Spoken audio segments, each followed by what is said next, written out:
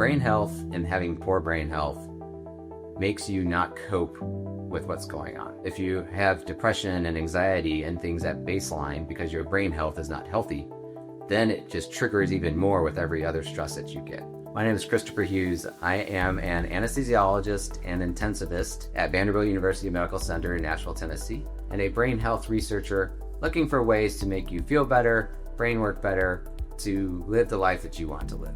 So how you feel, your quality of life, how you're thinking, your emotions, your mood, all goes back into what is actually going on physically in the brain, and how the cells of your brain and the nerves in your brain and how all of them are talking back and forth. And if they're healthy, that translates into how you actually feel. A list of things that would be related to poor brain health that people would see on a daily basis. Things like anxiety, depression, poor sleep, PTSD, or even maybe not full-blown PTSD, but things like I want to avoid a certain area or certain sounds really drive me nuts. Or maybe it's temper, anger, not handling a situation very well. How you handle problems like math, balancing a checkbook, making a list, being able to stay on task. So ADHD.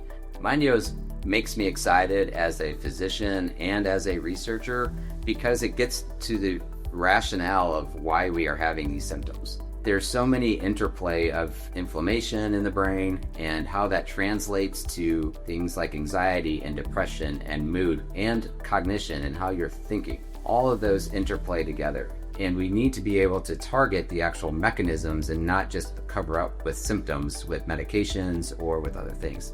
Mindeo's approach is much more natural than pharmaceuticals or other approaches because it's using sort of normal exercise and things that your body is used to doing. Intense exercise has been shown to be helpful in different functions for the brain, including cognition as well as mood and depression. But with the Mindeo program, it's sort of like a hack where it's using these processes and hormones and chemicals and signaling from the other things that the program involves to trick the brain into thinking it's doing this intense exercise. Compression cuffs, cooling temperature changes, and then the recovery process with that red light therapy. All those things are making these pathways fire that often don't fire unless you're doing the really high intensity exercise. I would tell someone who's thinking about starting a journey with Mindeo to try to get better brain health, go for it. It's gonna make you not only think better, but it's gonna make you feel better. And then that makes you think better, right? And then that makes you have a better mood.